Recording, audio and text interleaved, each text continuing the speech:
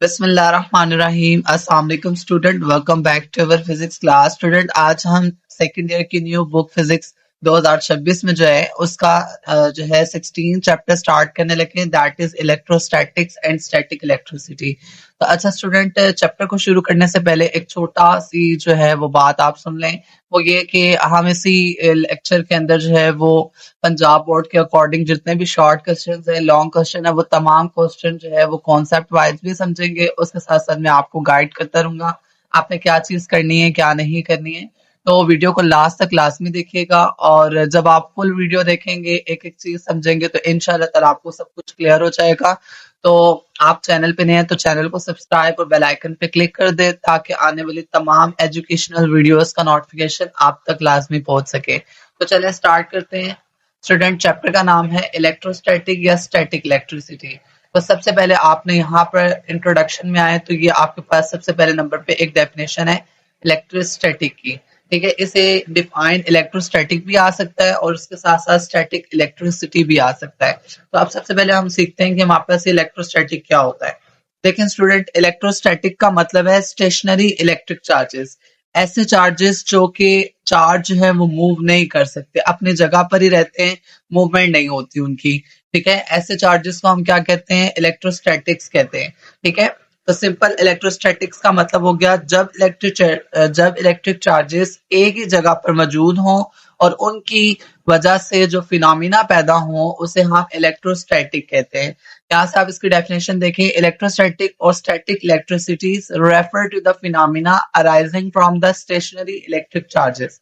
Electrostatic या static electricity क्या है कि जब हम स्टेशनरी इलेक्ट्रिक चार्जेस की बात करते हैं, ऐसे चार्जेस जो अपनी जगह से मूव नहीं करते, तो उसके बारे में उनके बारे में कोई भी फिनोमिना हम अगर रेफर करते हैं या उनके बारे में हम स्टडी करते हैं, तो हम उसे इलेक्ट्रोस्टैटिक या स्टैटिक इलेक्ट्रिसिटी कहते हैं।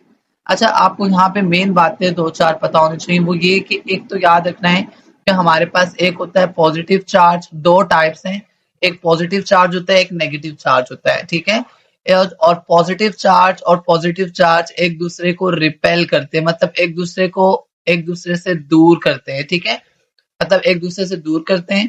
और जो नेगेटिव नेगेटिव है वो भी एक दूसरे को रिपेल करते हैं। दूर करने से मुराद क्या होगा, आपने याद रखना है रिपेल।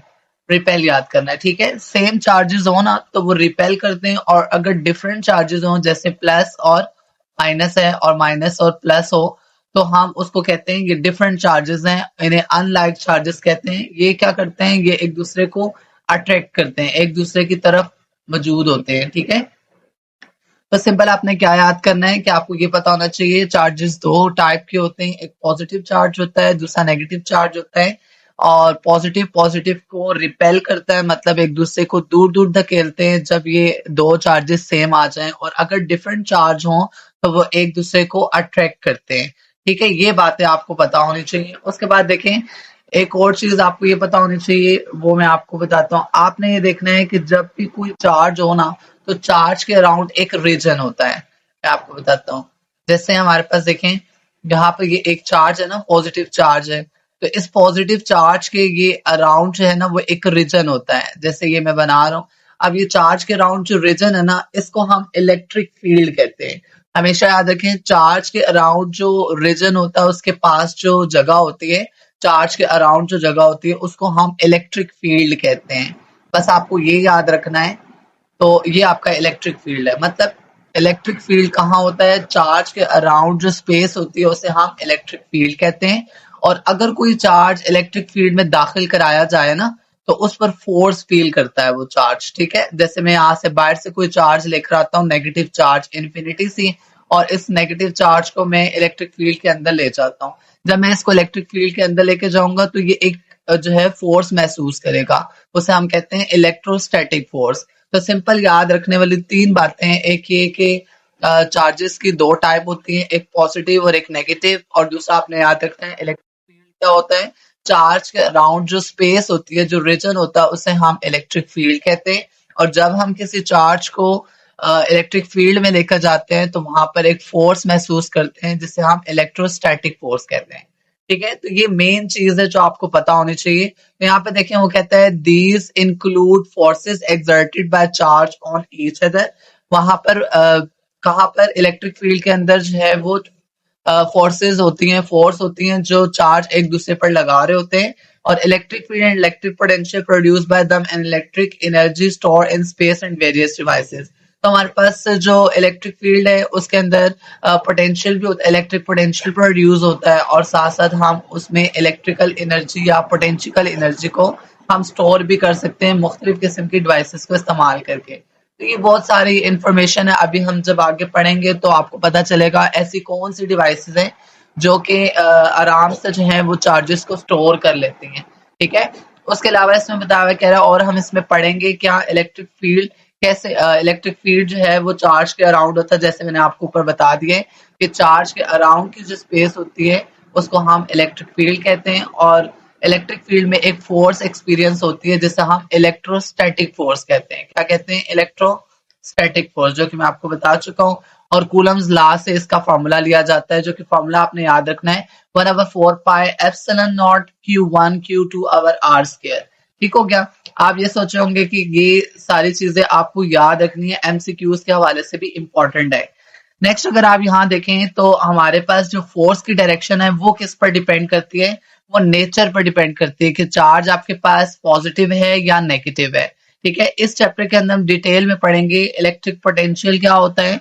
ठीक है, उसके अलावा हम पढ़ेंगे इलेक्ट्रिकल एनर्जी क्या होता है, और हम इलेक्ट्रिकल एनर्जी को इलेक्ट्रिकल एनर्जी के थ्रू किस तरह कैपेसिटर के अंदर चार्जेस को स्टोर कर लेते हैं। ठीक है, एक डिवाइस होती है ना जिसके अंदर इलेक्ट्रिक चार्ज को स्टोर कर सकते हैं, उसे हम कैपेसिटर कहते हैं। इसको भी हम बहुत डिटेल से आगे पढ़ेंगे। ठीक है, तो और जो कैपेसिटर उसके इस्तेमालात भी हम इस चैप्टर के अंदर देखेंगे। तो ये जो था ये इंट्रोडक्शन था। ठीक है, अब हम चलते हैं असल पहले टॉपिक की तरफ। स्टूडेंट, पहला टॉपिक जो है वो हमारे पास क्या है? Electric potential difference. ठीक है, तो इलेक्ट्रिक पोटेंशियल डिफरेंस को देखते हैं। सबसे पहले इसकी डेफिनेशन लिखी हुई है जो आपको पता होनी चाहिए। यहाँ से स्टार्ट हो रही है, ये इसकी डेफिनेशन है, यहाँ से लेकर यहाँ तक। ठीक हो गया। अब क्या कहते हैं? कहते हैं the electric potential difference is the work done by unit charge on a moving charge between two points. कहता है कि किसी भी इलेक्ट्रिक चार्ज को एक पॉइंट से दूसरे पॉइंट मूव करने में जो यूनिट चार्ज काम करता है ना, जितना भी काम करता है उसको हम इलेक्ट्रिक पोटेंशियल डिफरेंस कहते हैं। फिर एक बार बता देता हूँ सिंपल, किसी भी इलेक्ट्रिक चार्ज को एक पॉइंट से दूसरे पॉइंट तक मूव करने में जो यूनिट चार्ज जितना काम करता है ना उसको हम क्या कहते हैं? जितना भी काम करता है उसको हम कहते हैं इलेक्ट्रिक पोटेंशियल डिफरेंस। जैसे ये देखेंगे एक चार्ज है, ठीक है, इस चार्ज को ए से बी की तरफ जाना है।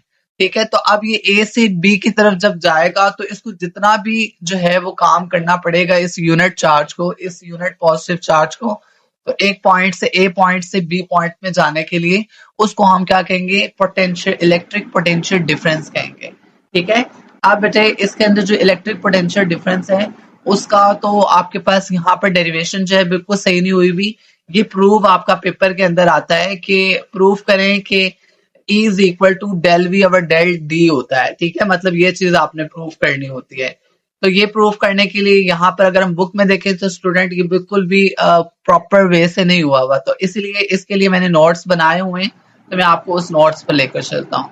स्टूडेंट, ये आपके पास कंप्लीट वे है इसको लिखने का, आपने इसी तरीके से इसको लिखना है। सबसे पहले देखें ये तस्वीर, देखें एक ये प्लेट है, नेगेटिव प्लेट है, इसे पॉजिटिव प्लेट कहते हैं, इसे नेगेटिव प्लेट कहते हैं। ठीक है, और ये आपके पास जो आपके इलेक्ट्रिक फील्ड लाइंस जो हैं प्रोड्यूस होती हैं वो पॉजिटिव टर्मिनल से स्टार्ट होती हैं और नेगेटिव पर जाती हैं। ठीक है, तो आपने ये याद रखना है कि यहाँ पॉजिटिव से स्टार्ट हो रही है इलेक्ट्रिक फील्ड और नेगेटिव पर जाकर खत्म हो जाती है। तो और ये एक जो है ना पॉइंट चार्ज है, ठीक है, जिसको आपने क्या करना है? ए से बी की तरफ लेकर आना है। ठीक है, तो इस चार्ज को आप मूव करा रहे हैं, तो इसी का फॉर्मूला आपने जनरेट करना है कि आप कितना इलेक्ट्रिक फील्ड जो है उसके अंदर कितनी इलेक्ट्रिक फील्ड यूज करेंगे। ई आपने मालूम करना है कि इस चार्ज को ए से बी तक लाने में जो इलेक्ट्रिक फील्ड होगा वो क्या होगा। तो देखिए आपने इस तरह से लिखना है, कंसीडर से स्टार्ट करना है। Consider 2 point A and be in a uniform electric field E. Consider कर लें कि electric field, uniform electric field के अंदर एक ए पॉइंट है और एक बी पॉइंट है, जैसे कि पिक्चर के अंदर नजर आ रहा है। तो ये आपके पास चार्जेस हैं और चार्जेस के अराउंड क्या होता है, इलेक्ट्रिक फील्ड होता है। तो इलेक्ट्रिक फील्ड के अंदर ये एक ए पॉइंट है और एक ये बी पॉइंट है। फिर कहता है let the distance A and B be R D. कह रहा है ये डिस्टेंस ये कर लें कि ए से लेकर बी तक का जो फासला है उसको हम डी से शो करें, जैसे कि ये आपके सामने डी आ गया। फिर क्या कहता है let V A be the potential at A and V B the potential at B. देखें जो पोटेंशियल है ए पर क्या है, पोटेंशियल वी ए है यहाँ पर, और फिर कहता है कि पोटेंशियल जो है वो बी पर क्या है, वी बी है। ठीक है, पोटेंशियल से मुराद वोल्टेज है। ठीक है, वोल्टेज ए पर जो है वो वी ए है और वोल्टेज जो है वो बी पर वी बी है। ठीक हो गया। फिर क्या कहता है potential difference B and A is, अगर बी से ए का पोटेंशियल डिफरेंस देखा जाए तो वी किसके बराबर आएगा, V B minus V A के। ठीक है, फर्स्ट आपको ये याद रखना है कि आपके पास v किसके बराबर है, V B minus V A के।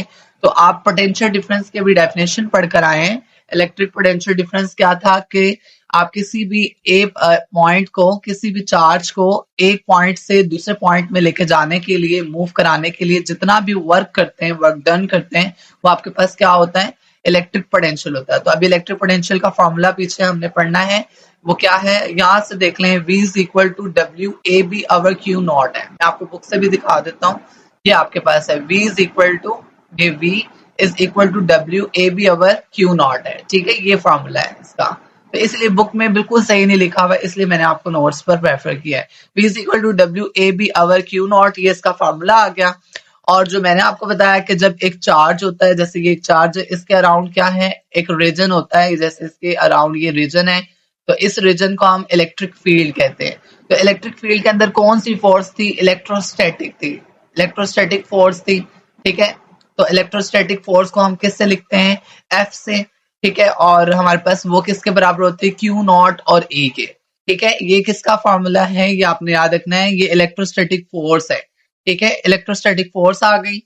अब अगर हम नीचे चलें तो हमारे पास अगर याद करें, जो ये काम कर रहा है चार्ज ए से बी के लिए, तो वो हमारे पास वर्क कर रहा है ना, वर्क डन। तो आपने 9 क्लास में पढ़ा होगा, वर्क का फार्मूला होता है फोर्स डॉट डी। एफ से फोर्स हो गया और डी से डिस्प्लेसमेंट हो गया। ठीक है, तो अगर हम देखें तो एफ हमारे पास कितना है, एफ हमारे पास है क्यू नॉट ई। तो मैंने यहाँ पर लिख लिया क्यू नॉट ई लिख लिया, और साथ डी था तो डी लिख दिया। तो ये मेरे पास वर्क आ गया। अब हम क्या करेंगे, डब्ल्यू ए बी की वैल्यू फार्मूले के अंदर पुट कर देंगे। जैसे कि ये देखें, आपके पास ये जो फार्मूला है, W is equal V is equal to WAB over Q not. तो अब मैं क्या करूंगा, इसी इक्वेशन को यूज करूंगा। इक्वेशन नंबर 2 है ना, ये इक्वेशन नंबर 2 को यूज कर रहा हूँ। ये देखें, सब्सटीट्यूट 4 इन इक्वेशन 2। इक्वेशन 2 के अंदर मैं 4 की वैल्यू पुट करूंगा। तो ये मैंने इक्वेशन 2 क्या थी हमारे पास, V is equal to WAB over Q not. तो मैंने क्या किया है कि इस W की जगह, यहाँ पर ऊपर W था ना, WAB, उसकी जगह Q नॉट AD लिख दिया, ये वाला, और नीचे क्यू नॉट था तो क्यू नॉट लिख दिया। ठीक हो गया। अब क्या होगा, ये क्यू नॉट और ये क्यू नॉट कैंसिल हो जाएंगे, तो यहाँ पे बचेगा V is equal to E D. तो यहाँ से अगर D यहाँ पे मल्टीप्लाई हो रहा है तो नीचे जाकर क्या हो जाएगा, डिवाइड। तो यहाँ पे बन जाएगा E is equal to V by D. तो आपने देखा, हमने प्रूफ कर लिया है E is equal to V by D होता है, मतलब इलेक्ट्रिक फील्ड इंटेंसिटी इक्वल होती है किसके, चेंज इन किसके, change in potential difference divided by separating distance. ठीक है, तो आपने बस ये याद कर लेना और यहाँ लिख लेना है 10 in a uniform electric field. एक यूनिफॉर्म इलेक्ट्रिक फील्ड के अंदर electric field intensity between 2 point is equal to the potential difference between them divided by the distance separating them. ठीक है, कि किसी भी यूनिफॉर्म इलेक्ट्रिक फील्ड के अंदर इलेक्ट्रिक फील्ड इंटेंसिटी 2 पॉइंट्स पर पोटेंशियल डिफरेंस के साथ वो डिवाइडेड बाय होती है सेपरेटिंग जो है सेपरेटिंग डिस्टेंस। ठीक है, तो ये आपके पास जो है वो पहला टॉपिक जो है वो क्लियर हो जाता है। आपका पहला टॉपिक मैं आपको यहाँ से दिखा देता हूँ, ये आपने 16.1 टॉपिक क्लियर कर लिया है। ठीक है, इसका प्रूफ आएगा पेपर के अंदर, प्रूफ आ सकता है और इसकी डेफिनेशन आ सकती है, डिफाइन इलेक्ट्रिक पोटेंशियल डिफरेंस, और उसमें आपने यहाँ से यहाँ तक डेफिनेशन लिख लिया और साथ ये फॉर्मूला लिख लेना, V is equal to W A B over Q naught. ठीक हो गया। उसके साथ आपने फिर जो है अगर नहीं तो साथ प्रूव आएगा, प्रूव आ सकता है E is equal to V by D, आपने प्रूव करना है। होपफुली अब आपको ये क्लियर हो गया होगा। बुक के अंदर कंप्लीट सॉल्व ना होने की वजह से नोट्स पर लिखा है मैंने, फिर आपको समझाया है।